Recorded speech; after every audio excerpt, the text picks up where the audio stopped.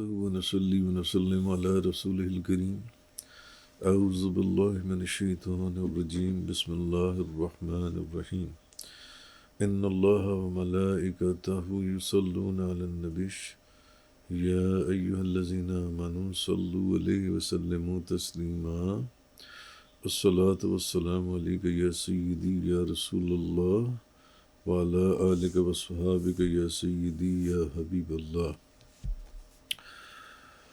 کتاب محسن و زبان محسن کے صفحہ نمبر 239 سے آج بیان ہے۔ پیچھے جو مرکزی عنوان چل رہا تھا وہ تھا رجال الغیب کی دنیا۔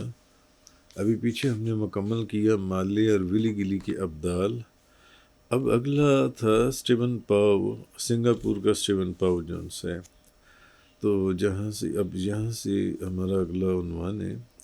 تو اگست 1989 کی بات ہے کہ بندہ ناچیز اپنے چھوٹے بھائی مبشر منور کے ساتھ سنگاپور کے علاقے لٹل انڈیا میں سرنگون روڈ پر واقع مصطفیٰ کمال سینٹر کے باہر بیٹھا باتوں میں مصروف تھا کہ عذرائے مزاح میں نے مبشر کو کہنے لگا کہ کیا ایسا نہیں ہو سکتا کہ ہم جو یہاں بسوں ٹیکسیوں پر گھوم پھر رہے ہیں، اللہ کسی ایسے امیر کبیر شخص کو بھی بھیج سکتا ہے جو ہمیں اپنی لیٹسٹ ماڈل کی کار میں تمام سنگاپور گھمائے پھرائے۔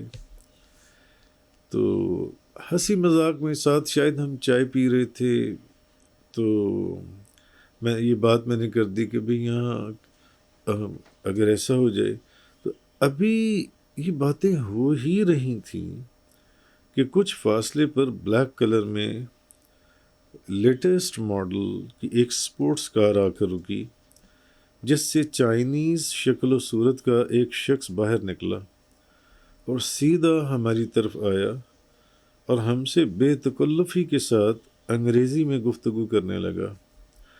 اچھا، مبشر چونکہ سینئر کیمبرج کا اسٹوڈنٹ تھا اور اس کی انگریزی بھی اچھی تھی، اس لیے جلدی اس کے ساتھ گھل مل سا گیا۔ گو کہ میں اس سے مبشر کی طرف بات چیت تو نہیں کر سکتا تھا، مگر کچھ ٹوٹی پھوٹی انگریزی میں میری بھی اس سے گفتگو چل رہی تھی۔ کچھ ہی دیر میں ہم ایک دوسرے سے ایسے باتیں کر رہے تھے جیسے برسوں کی شناسائی ہو۔ خیر پوچھنے لگا، آپ کہاں رکے ہوئے ہو؟ ہم نے کہا مصطفیٰ کمال سینٹر کے سامنے گلی میں ایک چھوٹا سا ہوٹل ہے۔ کہنے لگا کل دوبارہ یہیں ملاقات ہوگی۔ خلاف توقع اگلے دن پھر وہ اسی سپورٹس کار پر ہمارے پاس موجود تھا۔ اس نے ہمیں اپنے دفتر اور گھر کا نمبر بھی دیا اور ہم سے ہمارے ہوٹل کا نمبر بھی لیا۔ کہنے لگا کل صبح آپ لوگ تیار رہنا، میں اپنی گاڑی پر آپ کو سنگاپور دکھانے لے چلوں گا۔ خیر اگلے دن ہمیں سنگاپور کی خوب سیر کروا کر شام کو ہمارے ہوٹل اتار کر چلتا بنا، اور اس وعدے پر کہ کل ہم لوگ سینتوسا آئلینڈ جائیں گے۔ ایک طرف اگر دل خوش تھا تو دوسری طرف پریشان بھی کہ یا اللہ کہیں کوئی مسئلہ ہی نہ ہو جائے، کیونکہ مبشر کے پاس اس زمانے یعنی 1989 میں 3-4 لاکھ روپیہ کیش موجود تھا، جو آج کے 50 لاکھ کے برابر تھا۔ اچھا، ہم سخت پریشان تھے کہ یہ کون شخص ہے، نہ جان نہ پہچان، زبردستی کا میزبان، اور کس رشتہ داری یا دوستی کے تحت ہمیں اتنی مہنگی کار میں سارا دن خلوص اور محبت کے ساتھ گھماتا پھراتا ہے۔ حالانکہ اس دور میں کوئی اپنا سگا رشتہ دار کسی کو اتنا وقت نہیں دیتا، لہذا جیسا کہ پہلے عرض کیا کہ نہ تو یہ سب اتفاقات ہو سکتے ہیں اور نہ ہی ہماری مادی دنیا میں راہ چلتے لوگوں کو کوئی اس طرح کی سروسز پرووائڈ کرتا ہے، جہاں ایک دن کا ٹیکسی کا کرایہ مان نہیں، مگر وہ تو لنچ بھی کرواتا اور ڈنر بھی کرواتا، ٹکٹیں بھی خریدتا اور موون پیک کے ہیڈ آفس میں غالباً جنرل مینیجر کے اعلیٰ عہدے پر فائز ہونے کے باوجود وقت بھی نکالتا۔ مثلاً ایک دن کہنے لگا، آپ کو دنیا کی مہنگی ترین آئس کریم کھلاتا ہوں، اور وہ ہمیں اپنے دفتر لے گیا۔ تو آفس کیا تھا، اس کا 5 اسٹار ہوٹل ہی لگ رہا تھا۔ یہاں تک کہ 15-20 دنوں میں اس نے ہم پر ہزاروں ڈالر خرچ کر ڈالے۔ تو مثلاً ایک دن میں نے کہا میرا کافی پینے کو دل چاہ رہا ہے، تو کہنے لگا آج رات ڈنر کے بعد میں آپ کو سنگاپور کی مہنگی ترین کافی پلاؤں گا۔ مجھے یاد پڑتا ہے غالباً صرف کافی کا بل 900 سنگاپورین ڈالر، جو کہ لگ بھگ تقریباً 10,000 روپیہ پاکستانی بنا۔ حالانکہ یہ بات 1989 کی ہے۔ سوچتا ہوں کیا وہ کوئی عربی شیخ تھا، یا اس کے پاس کوئی چھپا خزانہ تھا، یا پھر وہ بھی رجال الغیب میں دست غیب کے خزانوں کا کوئی امین۔ خیر یوں دن بدن دوستی بڑھتی جا رہی تھی۔ اگر کسی دن وہ آنے میں تاخیر کرتا تو ہم خود بلا جھجک اس کے دفتر یا گھر فون ملا دیتے۔ دفتر میں اس کا سیکرٹری اور گھر پر اس کی بھتیجی ہماری اس سے بات کروا دیتے۔ ہم بھی بلا تکلف اس سے پوچھتے بھئی کہاں ہو، کب آؤ گے؟ وہ بھی کہتا بس آ ہی رہا ہوں۔ غالباً اگلے روز وہ ہمیں سینتوسا آئی لینڈ لے گیا۔ سینتوسا آئی لینڈ کو خدا کا عطا کردہ قدرتی حسن الفاظ میں بیان کرنا آسان نہیں۔ کہا جاتا ہے تقریباً 2 کروڑ سیاح ہر سال سینتوسا دیکھنے سنگاپور آتے ہیں۔ خیر ہم اس کے ساتھ چیئر لفٹ نما کیبل کار کے ذریعے جب وہاں پہنچے تو پہلی نظر پڑتے ہی انسان اس کی خوبصورتی اور صناعی میں گم ہو جاتا ہے۔ یہاں کا بوٹینیکل گارڈن دیکھ کر انسان خدا کی قدرت کے رنگوں اور نشانیوں میں کھو جاتا ہے۔ اس گارڈن کا ایک حصہ ان درختوں پر مشتمل ہے جن کے پتوں اور ٹہنیوں پر ہم نے ایسے حشرات الارض انسیکٹس وغیرہ دیکھے جو ان درختوں کی ٹہنیوں اور پتوں کے نہ صرف ہم شکل بلکہ بے عین ہی اسی شکل و صورت، رنگ اور جسامت کے تھے۔ ذہین سے ذہین شخص بھی ان کو اس وقت تک نہیں پہچان سکتا تا وقت کہ وہ اپنی جگہ سے اڑ نہ جائے یا چلنا نہ شروع کر دے۔ دیکھنے والا یہی سمجھتا ہے کہ یہ تو اسی درخت کی ٹہنی، پتا یا پھر اسی درخت کا حصہ ہے۔ پھر وہیں ایک پورشن میں گائے جتنی جسامت کے کچھوے بھی دیکھے۔ خیر جب دوسری مرتبہ نومبر 2007 میں مجھے اپنی اہلیہ کے ساتھ سنگاپور جانے کا اتفاق ہوا تو سینتوسا میں انڈر واٹر ورلڈ نامی زیر سمندر ایک ایکویریم دیکھا جو کسی عجوبہ سے کم نہ تھا، جہاں سمندر کے نیچے ایک کرسٹل نما شیشے کی غار جس کے اوپر ہزاروں کی تعداد میں منوں ٹنوں وزنی خوفناک مچھلیاں، شارکس، ویل، رے اور مختلف قسم کے سمندری جانور تیرتے نظر آ رہے تھے۔ سوچنے لگا خدا نہ خواستہ اس شیشے میں اگر کوئی کریک آ جائے تو سینکڑوں ٹورسٹ جو اس ٹنل میں سمندری مخلوق کا نظارہ کر رہے ہیں آن کی آن میں سب ختم۔ مگر عجیب ٹیکنالوجی ہے۔ خیر ایسا ہی شیشے کا ایک غارنما ایکویریم مجھے اپنی اہلیہ کے ساتھ اناتولیا میں بھی دیکھنے کا اتفاق ہوا۔ انڈر واٹر ورلڈ سے فارغ ہوئے تو میری اہلیہ کے کہنے پر بلو لاگون شو دیکھنے چلے گئے۔ تو موویز میں تو دیکھا تھا کہ ڈولفن کس طرح انسان کے اشاروں پر ناچتی ہے، مگر آج اپنی آنکھوں سے دیکھا کہ ڈولفن کو خدا نے کس قدر ذہانت بخشی ہے، کیونکہ وہ اپنے ماسٹر کی آنکھ کے اشارے کو بھی سمجھتی ہے۔ وہ ایک اشارہ کرے تو ناک کی نوک پر فٹ بال گھمائے، دوسرے اشارے پر پانی سے ہوا میں چھلانگ لگاتی لوہے کے رینگ سے گزر جائے، میوزک پر ڈانس کر کے دکھائے، ماسٹر کی آنکھ کے اشارے پر کھڑی ہو جائے یا چیت لیٹ جائے، سیل ہو یا ڈولفن، شیر ہو یا ہاتھی، حتیٰ کہ کوالالمپور کے برڈ پارک میں ماسٹر کے اشارے پر پرندوں کو سائیکل چلاتے، نمبر اٹھاتے، بے شمار حیرت انگیز کرتب دکھاتے دیکھا۔ یعنی جانوروں اور پرندوں میں بھی اتنی سمجھ ہے کہ اپنے ماسٹر کی مرضی کے مطابق چلنے میں ہی ان کی بھلائی اور کامیابی ہے۔ کیا یہ بد نصیبی انسان کے حصے میں آئی ہے جو اپنے مالک کے اشاروں کو سمجھنے میں کمی بیشی سے کام لیتا ہے؟ کیونکہ تصوف اور روحانیت کے تمام سلاسل میں ماسٹر کی مرضی اور اشارے پر چلنا ہی منزل مقصود پر پہنچنے کی دلیل ہے۔ نمی دانم کے آخر چوں دم دیدار می رقصم، مگر نازم وہیں ذوقے کے پیش یار می رقصم۔ نہیں جانتا تیرے دیدار کے وقت میں کیوں رقص کرتا ہوں، مگر اس ذوق پر نازاں ہوں کہ محبوب تیرے سامنے رقص کرتا ہوں۔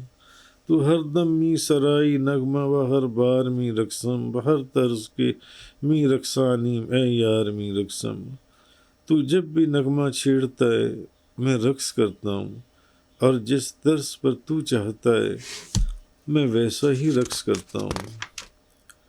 لہٰذا کہیں تو ماسٹر کو مناتے بابا بلے شاہ رقص کرتے دکھائی دیے، کہیں خواجہ نظام الدین اولیاء کے لیے امیر خسرو، تو کہیں مشہور صوفی بزرگ بابا شاہ جمال ڈھول کی تھاپ پر دھمال ڈالتے دکھائی دیے، جبکہ رقص مولوی کے عنوان میں ہم ذکر کر چکے ہیں کہ صحابہ کرام نے مسجد نبوی میں حضور صلی اللہ علیہ وسلم کی محبت اور خوشی میں حضور صلی اللہ علیہ وسلم کے سامنے رقص کیا۔ تصوف کی ایک اصطلاح المرید لا یرید، مرید ہے ہی وہ جس کا اپنا کوئی ارادہ نہ ہو، یعنی جس مرید کا اپنا کوئی ارادہ ہو تصوف کی دنیا میں وہ مرید کہلانے کا حق نہیں رکھتا۔ خواجہ حسن بصری رحمۃ اللہ علیہ نے بصرہ سے ایک غلام خریدا اور پوچھا تیرا نام کیا ہے؟ اس نے کہا حضور کیا غلاموں کا بھی کوئی نام ہوتا ہے؟ مالک کی مرضی جس نام سے چاہے پکارے۔ انہوں نے پھر پوچھا تم کیا کھاؤ گے؟ اس نے کہا حضور کیا غلام کا بھی کوئی کھانا ہوتا ہے؟ مالک کی مرضی جو چاہے کھلائے۔ انہوں نے پھر پوچھا تجھے لباس کیسا پسند ہے؟ اس نے کہا حضور کیا غلاموں کا بھی کوئی لباس ہوتا ہے؟ مالک کی مرضی جو چاہے پہنائے۔ یہ سن کر خواجہ حسن بصری اس کو آزاد کر دیا اور فرمایا کہ تم نے مجھے میرے مالک کی غلامی سکھا دی، میرے مالک اللہ کی غلامی سکھا دی۔ خیر بات چل رہی تھی سنتوسا کی، تو سنگاپور کا چڑیا گھر سنتوسا آئی لینڈ سے کم نہیں، کیونکہ جو ایکٹیویٹیز تفریحات سنتوسا کی انفرادیتیں اگر وہاں نہ ہوں تو ان کا زو سنتوسا سے بھی زیادہ پرکشش۔ زو کیا ہے؟ آسمان سے باتیں کرتے درخت اور پودے، ایسا لگتا ہے جیسے واقعی جنگل میں پھر رہے ہوں۔ یہاں بھی سنتوسا کی طرح سیاحوں کا ہجوم دیکھا۔ یہاں ڈولفن کی بجائے سین شو دیکھا، کرتب دکھاتی عجیب و غریب منو وزنی سین شیشے کی دیواروں والے سوئمنگ پول میں چھلانگ لگاتی تو پانی اڑ کر اسٹیڈیم میں بیٹھے سیاحوں تک آ کر گرتا۔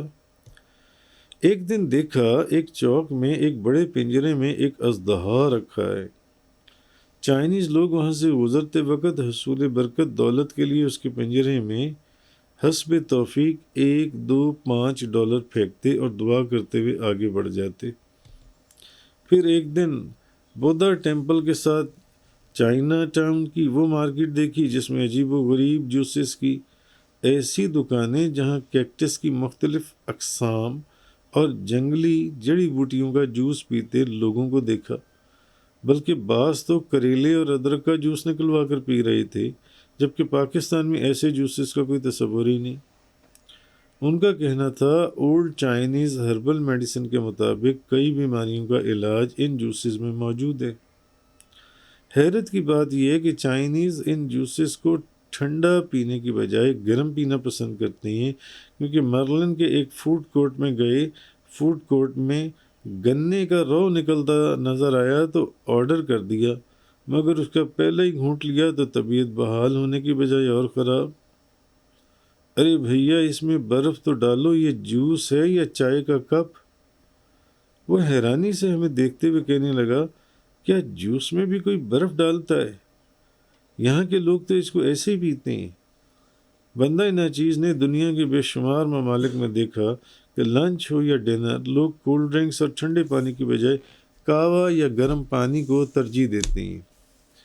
مثلاً تاجکستان کے شہر دوشنبہ سے مورخہ 21 اپریل 2015 کو بخش میں مولانا زاہد بخشی اور کولاب میں خواجہ امیر کبیر سید علی ہمدانی کے مزارات کی طرف روانگی سے پہلے بریک فاسٹ کے دوران ایک کورین نما چائنیز کو دیکھا جس نے ناشتے سے پہلے گرم ابلتے پانی کے غالباً 2-3 کپ پیے۔ اس میں شک نہیں کہ گرم پانی پینے کے بے شمار فوائد ہیں، مثلاً وزن میں کمی، سانس لینے میں آسانی، ہاضمہ درست، جسم سے نقصان دہ اجزاء کا اخراج، جبکہ سر درد، ہائی بلڈ پریشر، خون کی کمی، مثانے کی گرمی، کھانسی، زکام، بلکہ چائنیز کے نزدیک اگر ٹھنڈا پانی چھوڑ کر گرم پانی پینے کی عادت ڈال لی جائے تو 70% بیماریوں سے نجات مل سکتی ہے۔ نیوٹریشنز کے مطابق ٹھنڈا پانی ہارٹ اٹیک، پیرالائز وغیرہ کا سبب بن سکتا ہے۔ اسی طرح 2007 کے سفر میں ہانگ کانگ میں اپنے میزبان نعمان کے ساتھ نماز جمعہ پڑھنے اسلامک سینٹر پہنچا تو وہ کہنے لگا اس کے ایک فلور پر بہت کمال حلال چائنیز ریسٹورنٹ موجود ہے، واپسی پر وہاں سے کچھ کھاتے ہوئے گھر چلیں گے۔ جمعہ پڑھ کر ریسٹورنٹ پہنچے، مشکل سے ایک ٹیبل ملی تو نعمان نے سوئے موئے ہا اور کعوے کا آرڈر کیا تو میں نے پوچھا یہ شمائی کیا ہے؟ سوئے موئے ہا۔ خیر جب وہ ڈش آئی تو سمجھ میں آیا کہ یہ تو اسٹیم پران ڈمپلنگز ہیں۔ ایک باسکٹ میں شاید 4 یا 5 ڈمپلنگز تھیں، تو میں نے اس کو کہا کہ 5 باسکٹس کا آرڈر؟ وہ ہنسا اور کہنے لگا دیکھتے جائیں، یہ تو ابتدا ہے۔ دیکھتے ہی دیکھتے ہم وہ سب کھا گئے اور اس نے شاید 5 باسکٹس کا مزید آرڈر دے دیا۔ میں نے اس سے کولڈ ڈرنک کا پوچھا تو اس نے کہا چائنیز کولڈ ڈرنک کی بجائے قہوہ پریفر کرتے ہیں۔ تو چونکہ نعمان کی پیدائش بھی ہانگ کانگ کی تھی، شاید اسی لیے چائنیز کی طرح وہ بھی ہر ڈمپلنگ کے ساتھ 1 کپ قہوہ پی جاتا۔ قہوے کا ذکر ہوا تو سنگاپور میں لٹل انڈیا کی مسالہ چائے بھی یاد آ گئی۔ چائے کیا ہے، بس یوں سمجھ لیں شیشے کے ایک گلاس کے گراؤنڈ فلور پر قہوے کا بسیرا اور بالائی منزل پر دودھ کی رہائش۔